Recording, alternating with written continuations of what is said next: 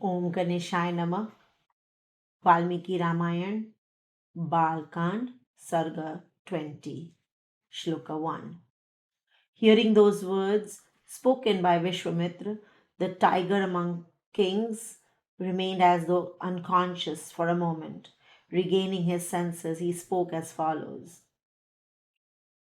Shloka 2. My lotus-eyed Ram is not yet 16 years old. I do not see him as capable of fighting against Rakshas. Shloka 3. Here is an entire Akshauhini army of which I am the lord and commander.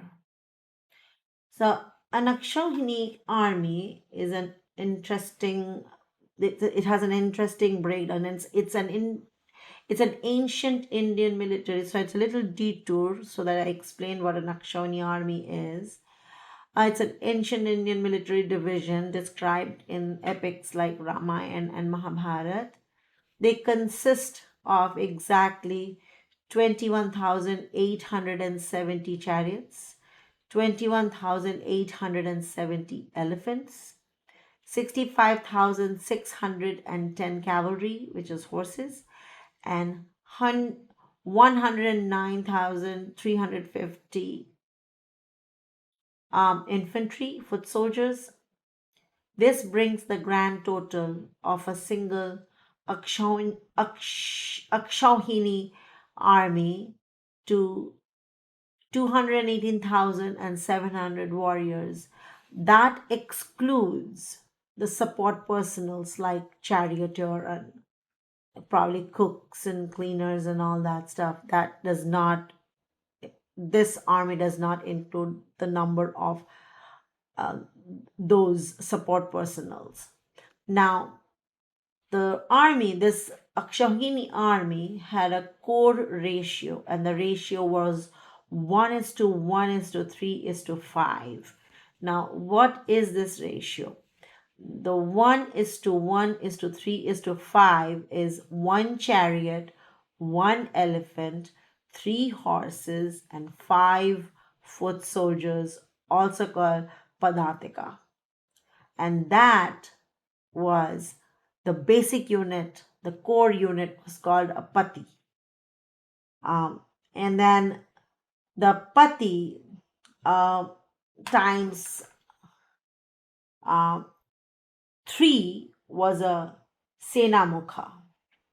A senamukha times 3 was a gulma. A gulma times 3 was a gana. A gana times 3 was a vahini. A vahini times 3 was a pratana. A pratana times 3 was kamu. And kamu times 3 was anikini. And then anikini times 10 was akshauhini. And that was the breakdown of the Akshauhini army. So it is the Akshauhini army again. The number of soldiers in that army, number of warriors in that army is 218,700 soldiers. So reading Shloka 3 again. Here is an entire Akshauhini army of which I am the lord and commander. I shall go with this army and personally fight those night roaming Rakshas. Shloka 4. These servants of mine are heroic, valiant, and highly skilled in the use of divine weapons. They are capable of fighting the hosts of Rakshas. You should not take Ram. Shloka 5. I myself shall stand with bow in hand and protect your sacrifice at the forefront of battle. As long as I retain my life, I shall fight those night roaming beings. Shloka 6. Protected by me, your sacred observance will proceed securely and without obstruction. I shall go there myself. You should not take Ram. Shloka 7. He is still a child, his training is incomplete, and he does not understand the relative strength and weakness of an enemy.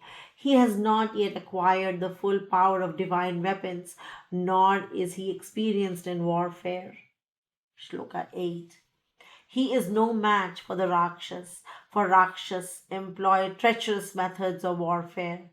Separated from Ram, I could not endure life for even a moment. Shloka 9. O tiger among sages, therefore you should not take Ram. But should you still wish to take Raghav, O Brahman of excellent vows, Shloka 10, then take him together with me, and I fourfold and my fourfold army of elephants, chariot, cavalry, and infantry. 60,000 years have passed since my birth, O descendant of Kushika. Shloka 11. This son was obtained by me only after immense difficulty. Therefore, you should not take Ram. Although I have four sons, my affection for him is supreme. Shloka 12. He is my eldest son and is foremost in righteousness. You must not take Ram. How powerful are those Rakshas? Whose sons are they?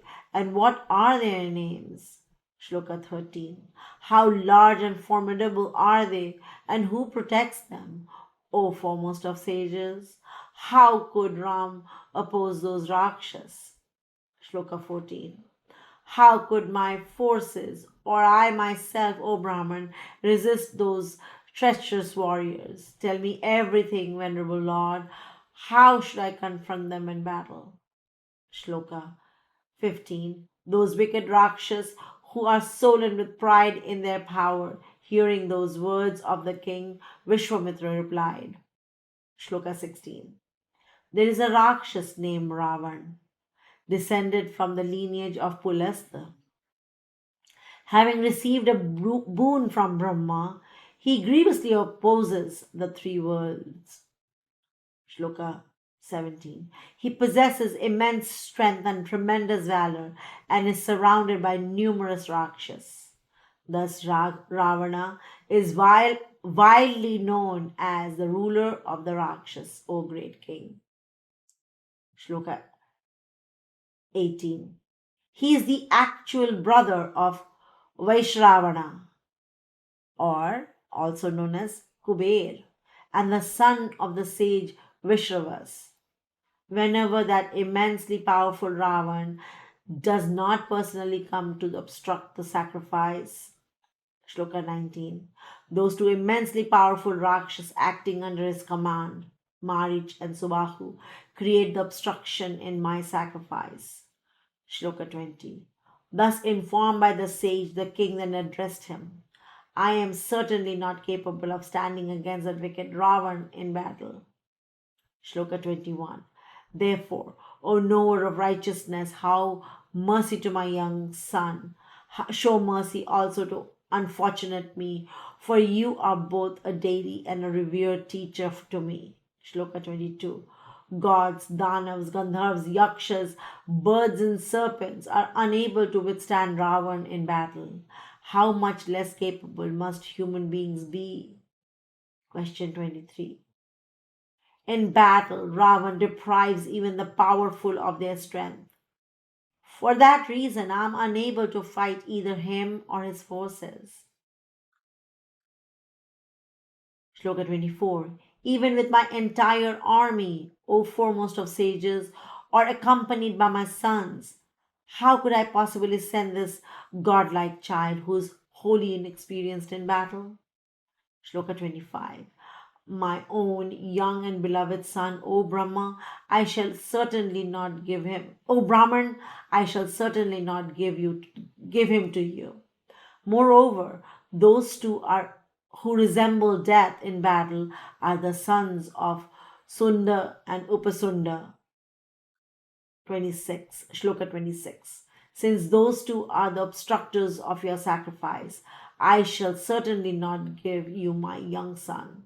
Marich and Subahu are both powerful and thoroughly trained in warfare. Shloka 27. Accompanied by my company of friends and kinsmen, I shall go personally to fight either one of them. Otherwise, together with my relatives, I shall beg you to excuse my inability to obey your request. Shloka 28. At these words, as these words were spoken by the king, an exceedingly great anger entered the foremost of the twice born, the son of Kushika. Like a sacrificial fire, well fed with offerings and sprinkled with clarified butter, which is also called ghee, the fire of the great sage's anger blazed immensely. And that ends Sarga 20 of the Balkand.